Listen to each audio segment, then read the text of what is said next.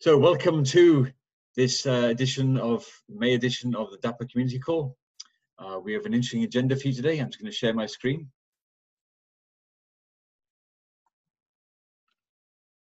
So we're going to start off with Youngbu showing some work he's done to show a preview of the Python SDK, where he's built out the Actor framework. So if you've been using the actors inside our .NET SDK or inside the Java SDK, you'll see that we're starting to work on putting the virtual actor support into Python. Then Yaron will dive in and show work that we've done to do custom routes on PubSub. And then you'll spend a little bit of time just to talk about how Dapper can be run without a containerized environment, just to kind of break the myth. Then Ori will do an update where we are with our 0.8 release that we're coming out. You may have hopefully seen that last week we posted the 0.7 release. And then we'll have time for open Q&A and questions. And as always, we encourage you to ask any question that you would like to pose, whether it's about a milestone or about a feature or about an API. Oh, great. So with that, I am going to hand over to Youngbu. I'm going to stop sharing. And Youngbu, you can share your screen and take it away and talk to us about Python and actors. Okay, thanks, Mark. Let me share my screen. Okay.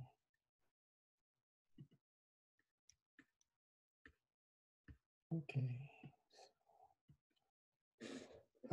Yeah, I'm going to talk about the new Python Actor SDK. We are really excited to introduce the Python Actor SDK. We have worked on the porting .NET Actor SDK to Python 1. So the Python Actor SDK has the same feature set of the .NET SDK, and we're going to show some. I'm going to show some how to create a actor service and how to call the actor method using the actor proxy. So, but all the API set of the Python Actor SDK is very similar to what .NET Actor SDK has. So, okay. Let me share my screen. Let me open my Fuse code. So, yeah. Okay. We can see the screen. Okay. So in order to create the actor in .NET SDK, basically we always, if you have experience to use the .NET Actor SDK, in order to create an actor, you first need to create an interface. So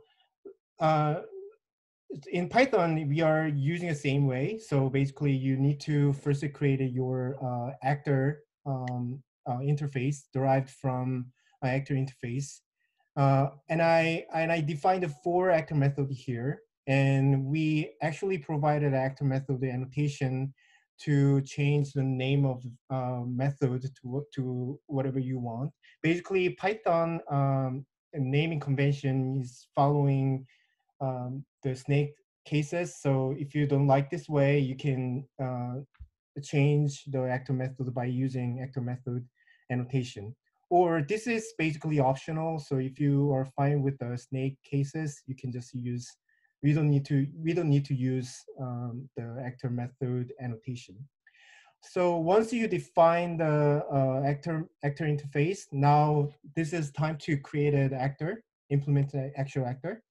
So here, in order to create actor, I create a demo actor and derive the actor base class, and also I derive this method derive inherit the demo actor interface that we created before, and also this actor use the reminder. So basically, in order to use the reminder like .NET SDK does, we need to inherit the remindable interface as well. So we need to derive the 3 classes here.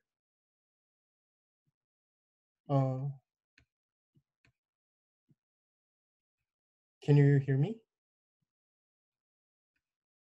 Yes. Loud and clear. I see. Sorry. So this demo actor basically shows the 4 features of actor. So first one is demo actor method invocation, and second one is state store management, and third one is the reminder and timer. So if you take a look at in detail of the method of these demo actor classes, basically this demo actor classes override the two method. Basically, this method will be called when the actor is activated. So the demo actor knows when demo actor is activated and deactivated.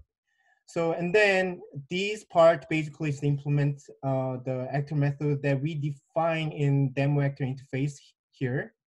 So we implemented all the method here, and these two methods basically shows how to use state store, actor state store.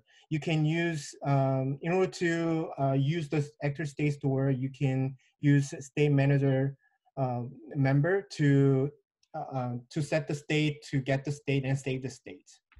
And this method basically to register the reminder and unregister reminder.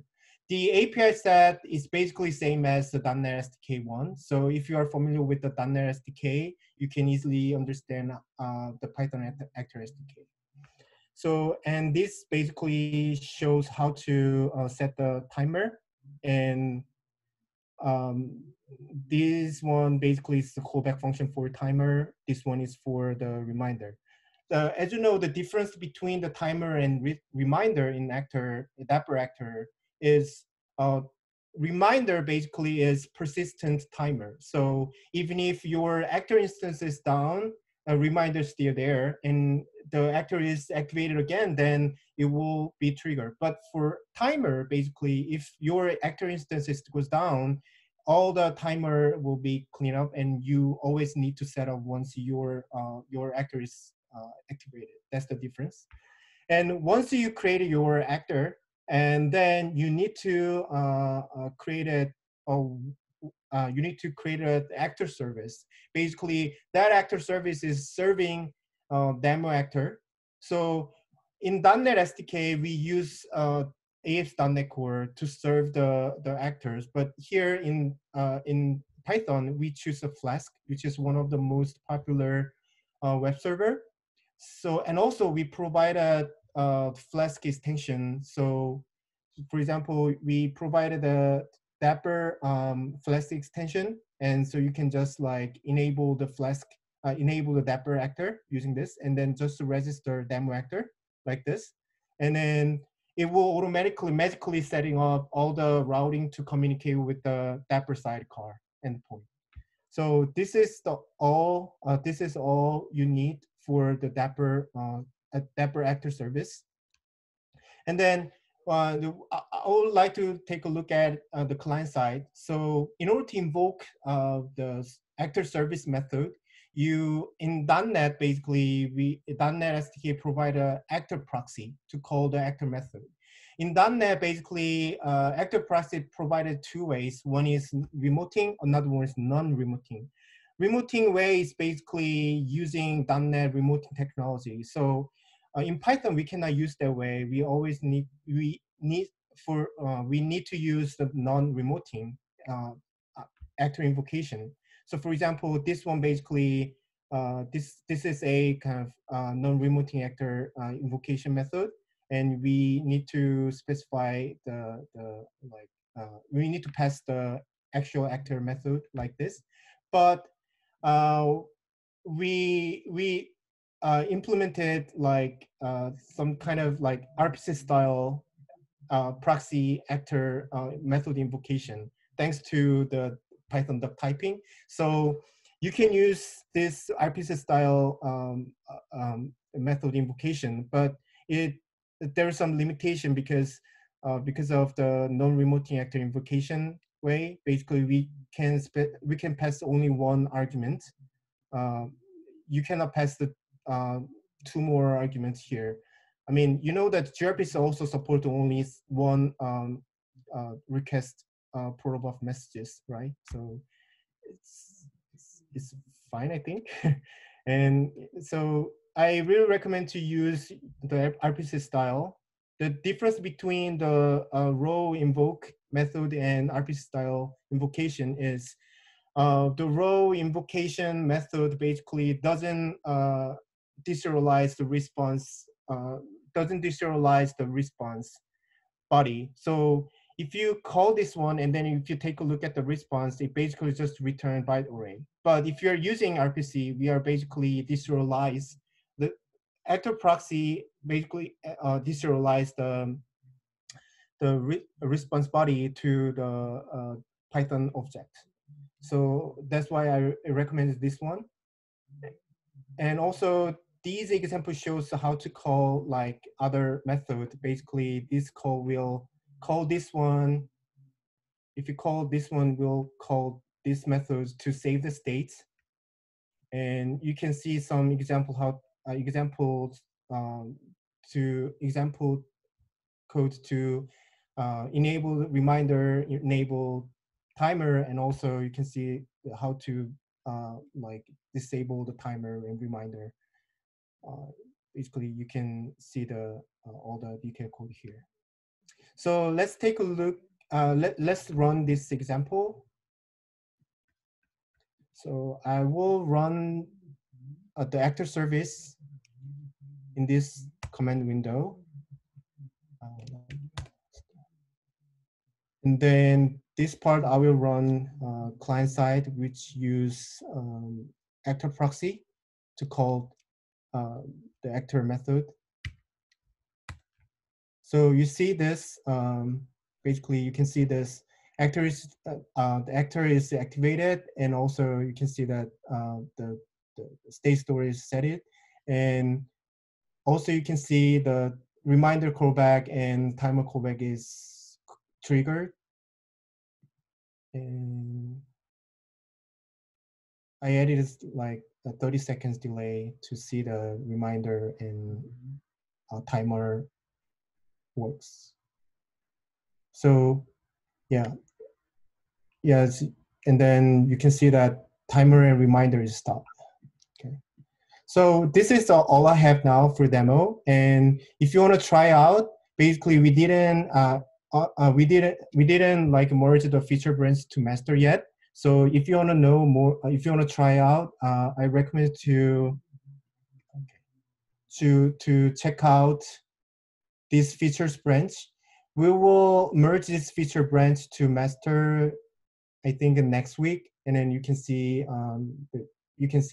this code on master branch. So any questions? Okay. This is fantastic, Youngbo. Love the idea that we can now do active support, and it looks like you've made it pretty easy. So I can just call the methods on my Python object pretty easily. Yeah, right. I mean, basically, if you are using the .NET SDK, you can use the .NET remoting to call the actor method as a like IP style. But in Python or other SDK cannot use the .NET remoting.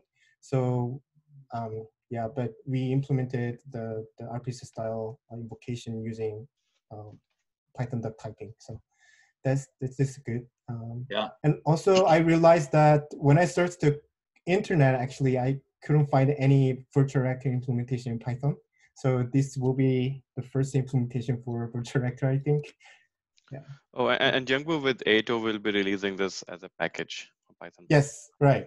Okay. Right. And if we are not using remoting, then I want to ensure that a Python actor can be called from .NET client, and a .NET actor can be called from Python client, right? Yeah, I will validate it.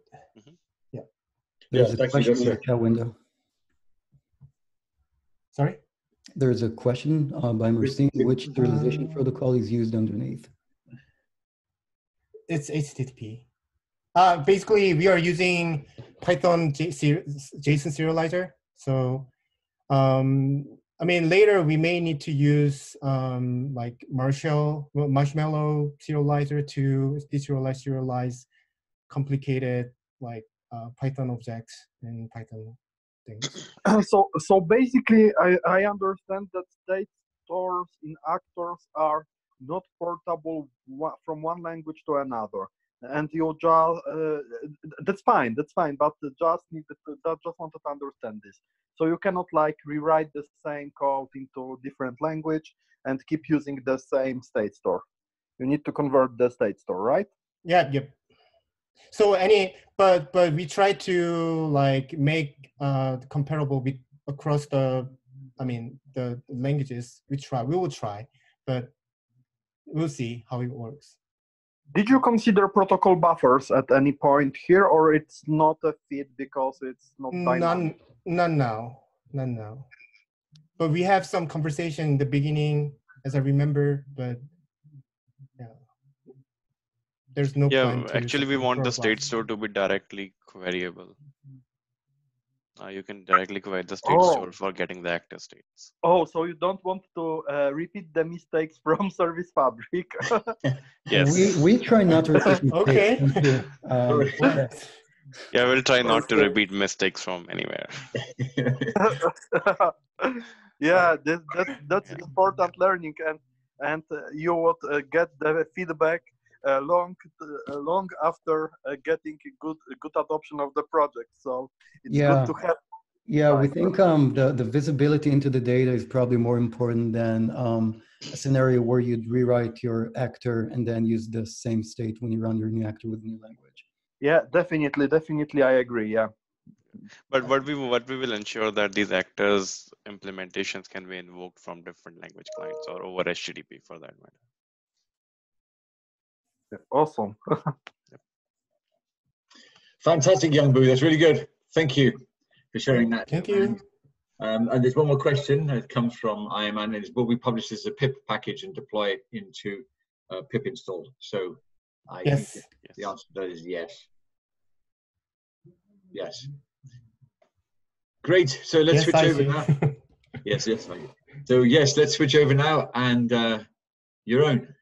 I think Ironman can install without pip, right? Ironman can do anything. Yes. Well, not anything is human, but yeah. Okay, I'll share my screen. Mark, do you want to give a brief intro about what we're going to talk about, or you're going to just dive straight in?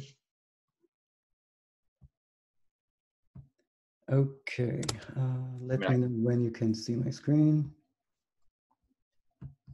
You can see your screen. All right, awesome. So for those of you who know Dapper PubSub, and also, well, for those of you who don't, Dapper used to require some, and still does, require the application code to basically return a structure telling Dapper which topics the user app wants to subscribe to. So up until now, the applications could not return a route telling Dapper which API endpoint on their application it needs to call when it sends messages for a certain topic. So up until now, users could only return the topic, and Dapper would expect the custom endpoint or your application's endpoint to have the exact name of the topic.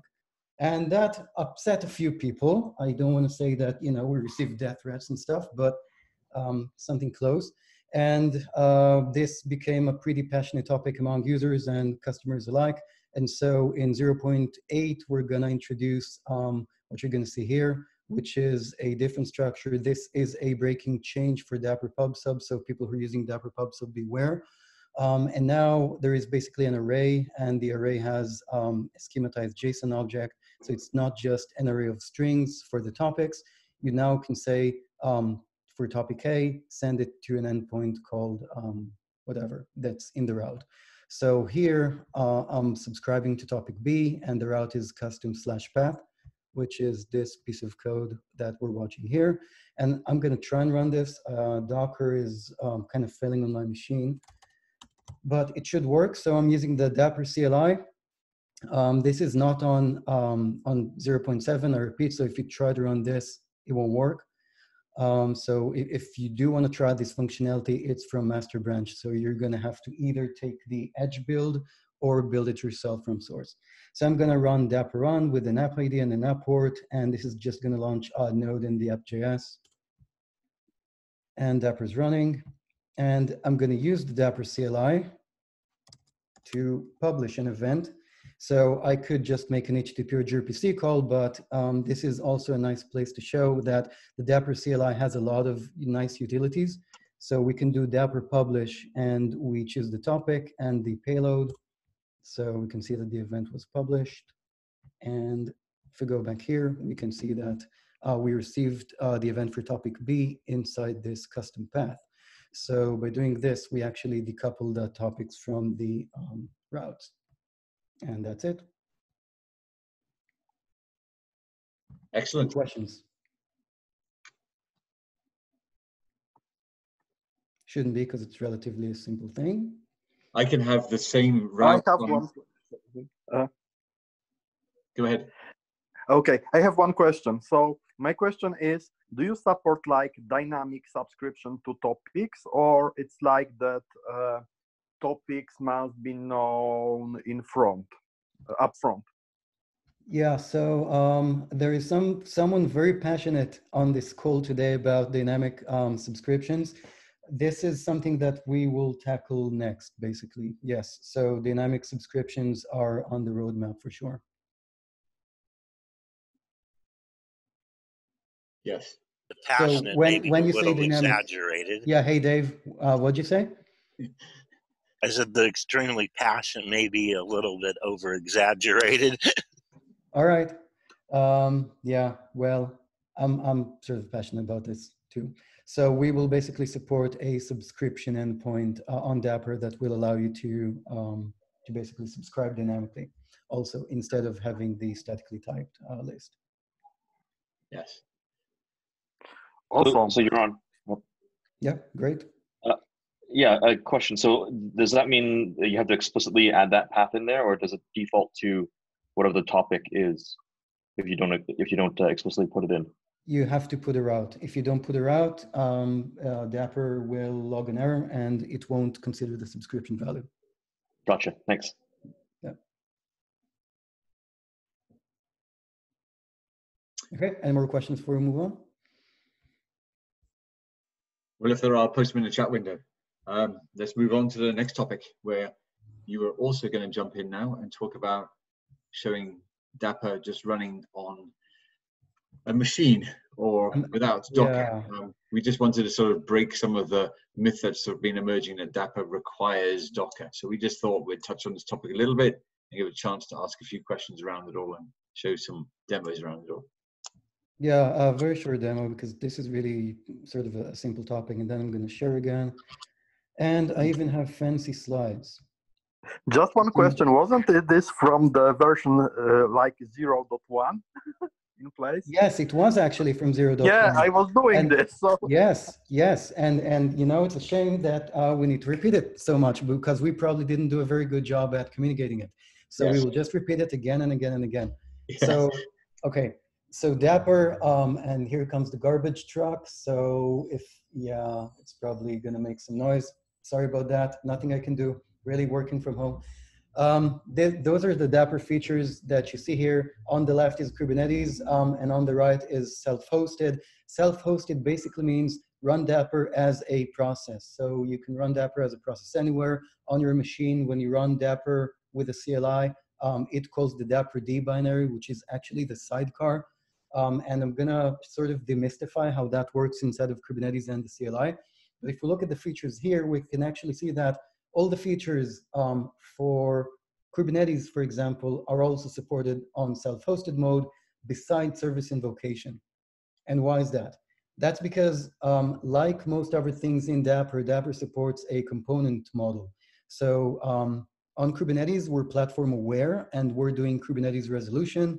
We're also doing some fancy gRPC load balancing stuff that allows you to basically scale out your app, because Dapper uses gRPC internally. But on self-hosted mode, we use multicast DNS. So the reason why there is an asterisk in here is because it probably won't work in the cloud, where multicast DNS is a big no-no. But if you're running it on an on an on-prem edge network that supports multicast DNS, it should work. Should, because we haven't tested it. But for example, when you run Dapper to Dapper instances that communicate with service invocation on your local machine, it uses your platform machine's multicast DNS capability. So most of the stuff is supported, including metrics and tracing, and I didn't put it here, but mutual TLS and the Sentry service, they can all run pretty much anywhere. And this is the Kubernetes demystification. So we're starting here on the left. We have the happy user, and I'm not sure it's happy because to me this smiley face in PowerPoint always looks like a psychopath. But the user probably uses kubectl to apply the Kubernetes deployment. So this is the deployment YAML, and it has a bunch of annotations. For example, this is the ID of the application for Dapper, and this is the port. And then what happens on Kubernetes is there is a special pod called the sidecar injector. It intercepts the deployment, it checks for those annotations, and if it's a valid deployment for Dapper, it'll basically inject this Dapr-D container here. So what that container contains is the Dapr-D binary, which will show you how to get it and where you can download it from. It's released as part of our release process inside the main Dapper repository. And if you look at the pod YAML inside your Kubernetes cluster, you're going to see that the command arguments for this container is just the Dapr-D process and then a whole bunch of command arguments that the sidecar injector makes based on the annotations that are provided in the deployment YAML. And that's really all there is to it. Now, there's quite a bit of logic and setup there. So on Kubernetes, the sidecar injector does all that. And for other environments, we have the CLI. So what happens when you run Dapr run is with the CLI is that Dapr run actually launches the Dapr-D, which is the sidecar. And it'll take the parameters that you gave the Dapr CLI, which are the required arguments, and then it'll create sensible defaults for the rest. For example, it will randomize the HTTP and gRPC port if you didn't choose to override them. And there's a whole bunch of other arguments like the matrix server port and the tracing and the log level and all that. So the approach here is to really start with sensible defaults and then through the CLI, allow you to override those. The same with Kubernetes where you have the annotations. So just to show it again, I'm gonna SSH real quick into an EC2 instance that I have here. All the Microsoft people on the call get over it. And I have a Node.js app here. It's a really simple application. Let's say we have a web server that's receiving events over SQS. And this is just a web server, and I want to automatically have it work with Dapper. And I also have my SQS YAML here, which I'm just going to show the first 10 lines because I don't want to show you the access key here. So this is a Dapper component for the bindings for AWS SQS, and then the rest of the connection string is in the YAML here, which I don't show, not because I don't trust you, but because I don't really trust you. And then I'm just going to run Dapper now. So what I need to do to get Dapper running on this instance is to just download two things. At minimum, I could just download the Dapper run binary, and you can find it on the Dapper releases. So just find the release that you want. You will basically go here and grab the Dapr-D binary for the OS architecture that you want. So what I did was just download the Linux one. It's just 22 megabytes. I untarred it, and then I put it inside the user local bin, inside this virtual machine. Same for the CLI, did the exact same thing. So if I look at here, I have the Dapper and Dapr-D binaries. And now I can basically just run Dapper. So I'm using Dapper run, telling it the port of my application. And now it's running, and I can just go ahead and send something to my queue. So let's send a message with a name, and the name will be blah.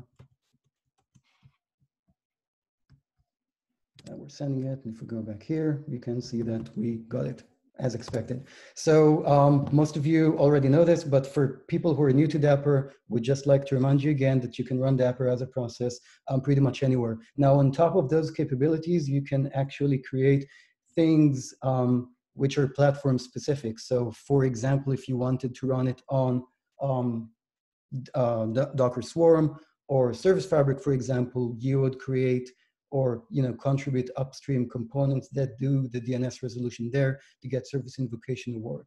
But all the other components, the placement service for actors, the sentry service for mutual authentication, they're all just things you can put in containers, run them on any orchestrator or on any virtual machine. So I'm going to stop sharing now, and I bet there's a bunch of questions there.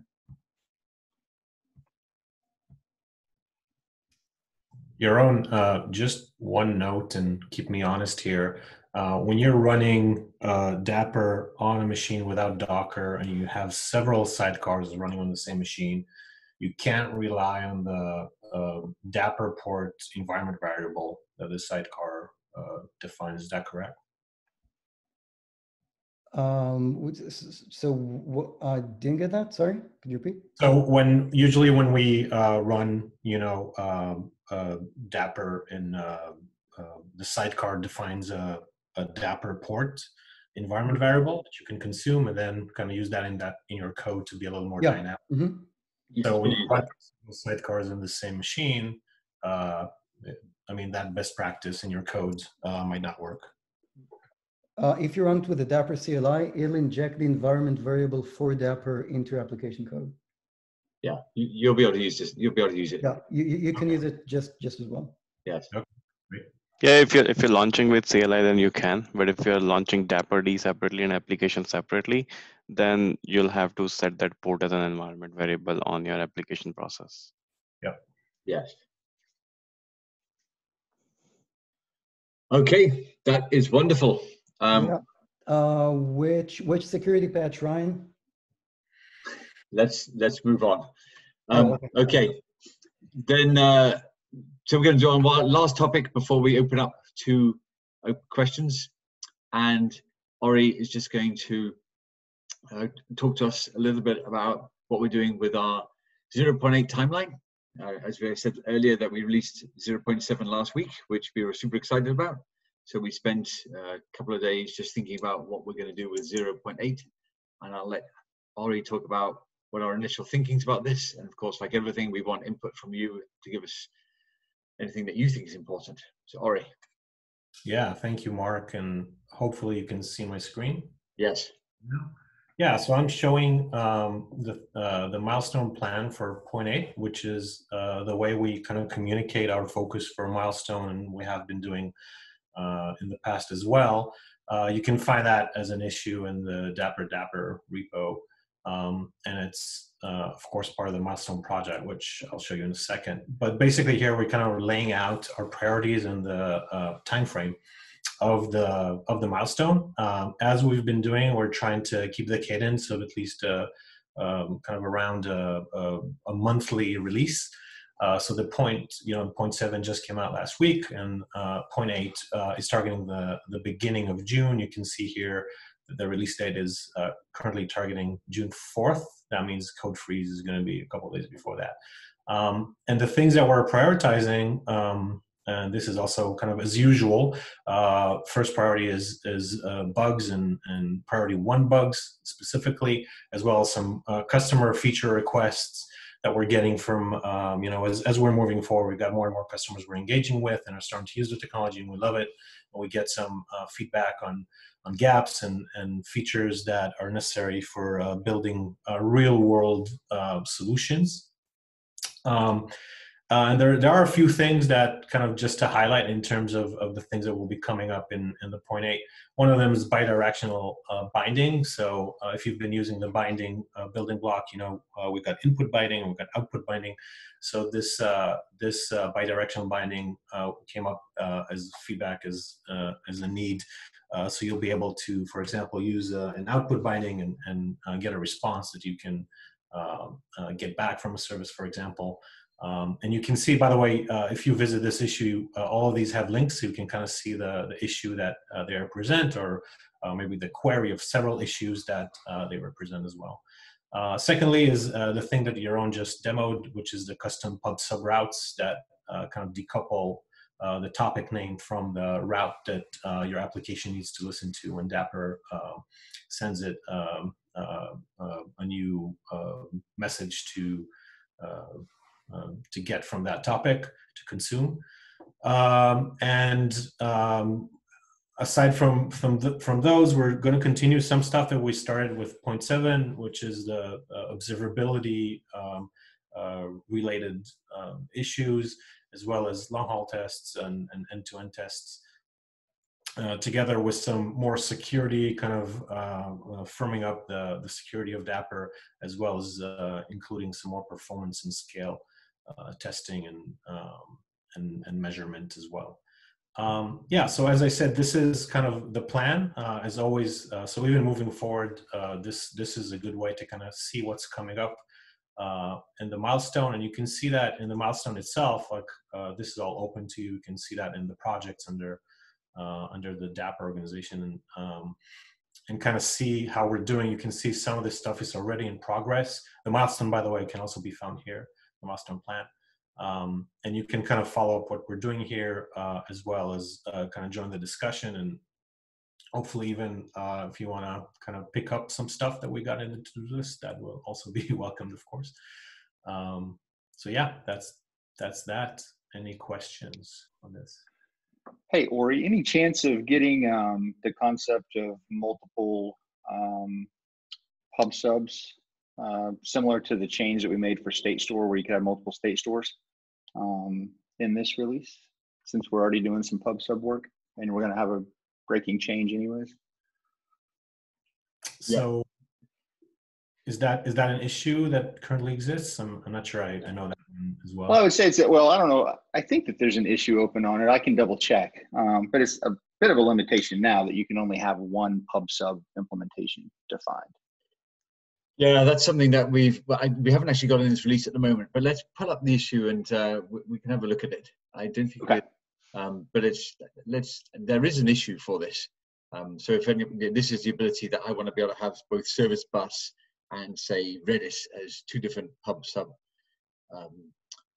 two PubSub components inside used from my same service. Yes. Yeah, absolutely. Or like with Yaron's demo that he just did, being able to bridge across PubSub providers between clouds is interesting as well, right? Yeah. I could be publishing on, Amazon's and listening to it in something that's running in Azure and vice versa. I mean, Dapper would bridge the gap, and even more, even on-prem to the cloud as well. So, Lynn, isn't this something that you could do with bindings? And I know we talked about it in the past. For this specific scenario.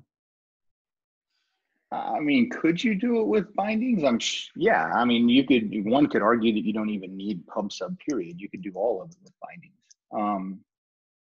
Is it ideal? I don't necessarily know. I think you're starting to blur the lines even more then, right? Yeah, I do think you want to have, if you want to keep the PubSub is specifically PubSub and helps you with the same, the right semantics and behavior like that. So yeah. I do see that as a scenario. It's just that we hadn't really thought about that in this milestone at this point in time. But let's pull up the issue. Yeah, for sure. I can make sure there's an issue out there. If not, I can open one up and we can discuss. I was just thinking if there's already going to be breaking changes to the PubSub API, then it might be best to break this as well all at once. I think it's great you're bringing this up because we're at a point where the 0.8 work is starting, and this is kind of like starting to kind of crystallize. But I think in a way we can assess this and prioritize it, and if it's not too much of a work and it does make sense to prioritize, then we can perhaps see if we can fit it. But otherwise, we might push it to a future milestone. But no worries. I'm more here for. Yeah. All right, fantastic. Well, let's open it up for questions. We have another 15 minutes, so feel free to ask us any question you like. What's on your mind? Any features you'd like to see in Dapper? Any particular issue you'd like to talk about? Something that if you're taking Dapper into production, would even love to hear that. So, feel free to ask any question about any topic that you feel is important to bring up. I'll chime in about the milestone. Yes. Yaron, I guess, Did the dynamic PubSub get bumped? Because originally we were talking about it for the 0.08. Yeah, I mean, the whole concept of PubSub got bumped, and this was really the first thing that we wanted to tackle. Dynamic registrations are up next in terms of PubSub priority. I don't know if it's going to make it to this milestone, Yeah.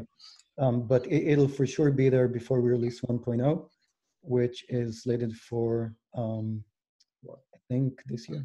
Yes. Yeah, well, I think the answer is this. In this milestone, the primary things we were going to try and land. So it's on the 4th of June. So, you know, it's not too far away. So I think the big piece of work that we wanted to get into this one was the bidirectional binding. And it isn't a small piece of work to get that finished. There was also the work on sort of perf and observability that we'd started in the previous milestones, and we didn't want to switch too quickly away from those and get those solidly in place.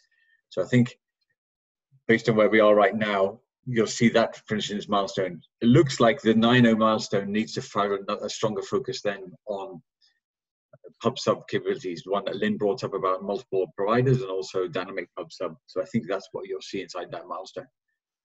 Cool, thanks.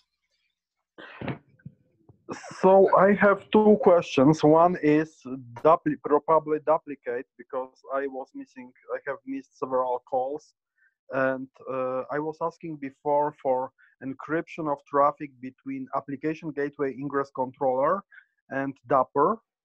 So this is one question. And another question is, do you plan to add some kind of authorization middleware into Dapper so we can handle inbound traffic? So for the auth middleware piece, there is an OAuth implementation that we have. I was actually committing the bearer token authentication to Dapper, yes. But now I'm thinking about that. If we have identified the user or caller or application, now we might want to perform some authorization decision based on roles, scopes, I don't know, different aspects. And do you plan to implement some kind of this stuff into Dapper? So a list of roles that they're, so basically an RBAC capability. So yeah, something like that. Yes, that hasn't come up quite so much so far in terms of the. I mean, you're the first person that's kind of brought this up. So I mean, currently no, but I mean, we'd love to hear more about. I mean, it's possible. It's perfectly possible to build one of those inside the middleware, but we didn't actually have an RBAC type issue raised at this point in time. Yeah, because basically it's some kind of capability that's one of the capabilities implemented by service meshes is yes. authorization based on some role-based authorization based on tokens. And I'm thinking Dapper as a good replacement for service mesh. It's to me, Dapper is a meaningful service mesh that really does some work and has value added. Yeah, I mean, we need an RBAC store to put all those things inside there. So I mean, it's not a small piece of work, or maybe there's some. It can be a rule. I want to chime in that, right? So Marcin, we actually, so if that's what you mean, you know, like an identity-based authorization. Today, when we create certificates for the different services, we actually encode the ID of the application inside the certificate. And so we would need to basically come up with a design that's pretty similar, I think, to what you'd normally find in STR Linkerd, where the user assigns specific, you know, roles and blacklists or whitelists. Types of operations, yes. And then but this is when it's service to service inside Dapper. So when one Dapper service calls another Dapper service, but we have also scenarios when we have an external caller, like we have a external application, mobile, desktop, or another service calling our Dapper application, then we can validate, we can get the token using the middleware, and then we can perform some authorization decision before passing the traffic to the actual service. Okay, Yes. so header-based authorization you're talking about. Yeah, I mean, those are all valid scenarios. I mean, we can for sure look at that. If you want to, by the way, open up an issue that really details. I have opened such an issue actually. Yeah, to be honest, it's there. Yeah, we just haven't been pushed to build any of this yet. I can fully understand your scenario. It's a great scenario. Currently isn't on our roadmap, but we can put it on there. But you know, we're trying to be. Yeah.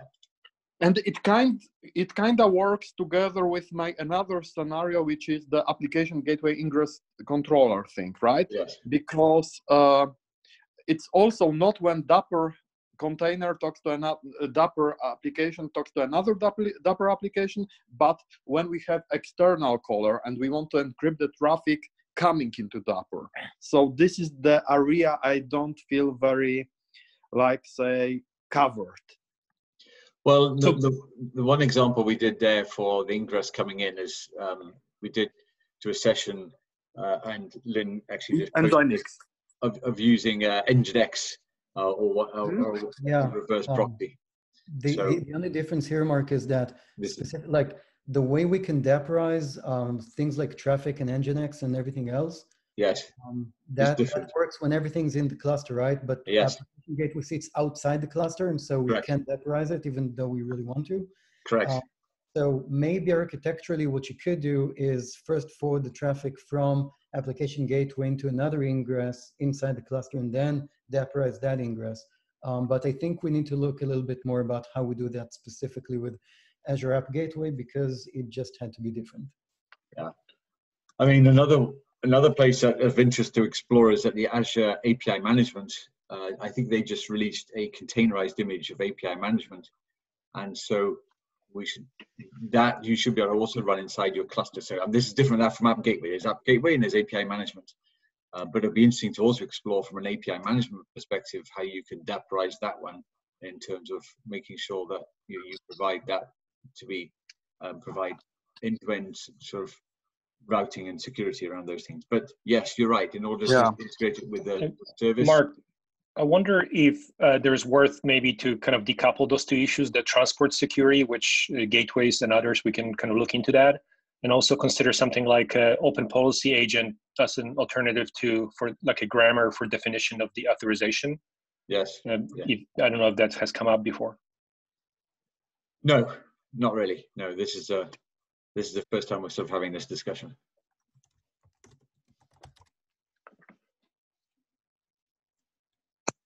But good topic, Marcin. Yes. Okay, I think your scenario, which your scenario is you want to use application gateway as an ingress as a service, and then you want the authorization needs inside to be able to do that. Yeah. That integration together. I will look up the API management containerized thing. I saw it go. Let me look it up.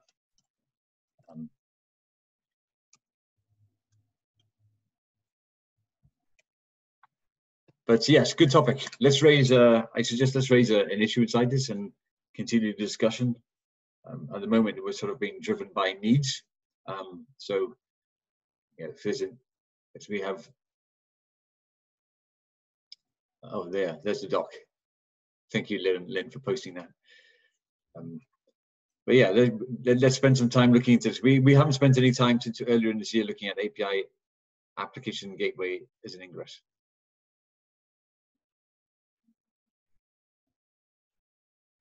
Hey guys. Yes. The programming model for actors is just beautifully simple. Why not do the same thing for stateless services? And I mean, that programming model in Python just rocks. You know, the implications of being able to use actors with machine learning and all kinds of other scenarios is just killer.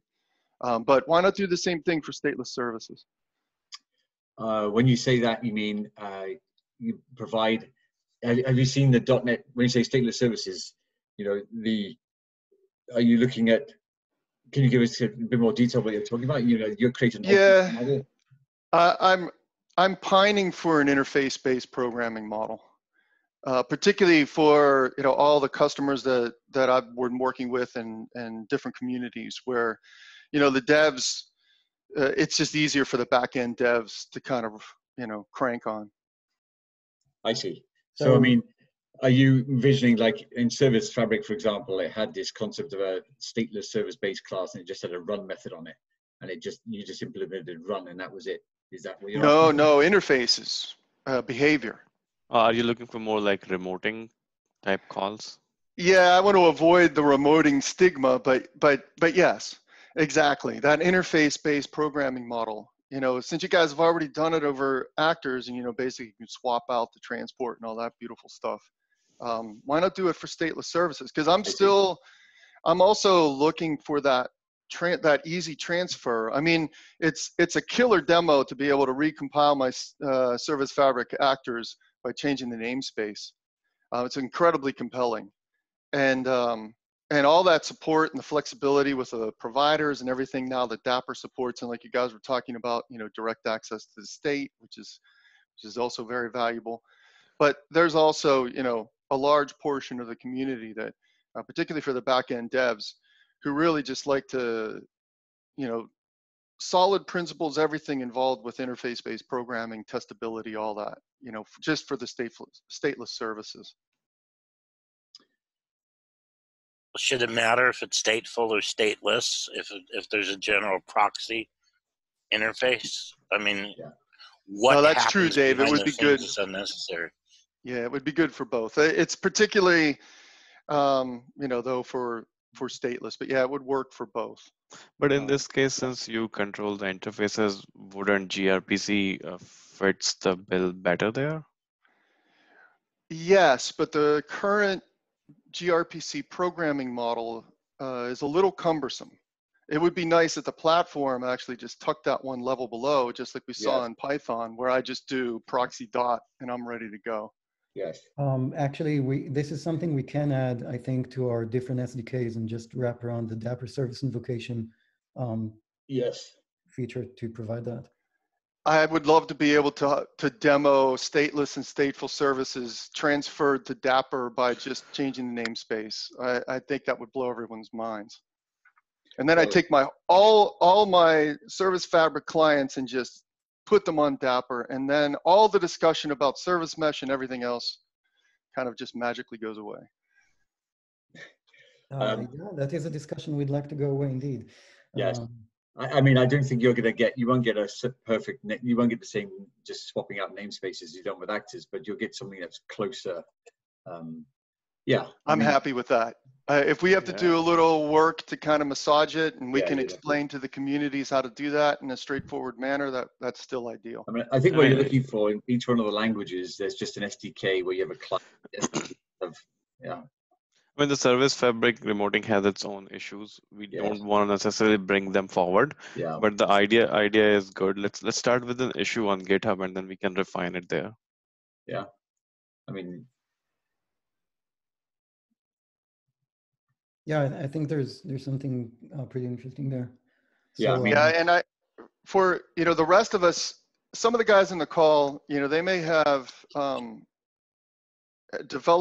built up their dev communities to be able to handle some of these more complex concepts.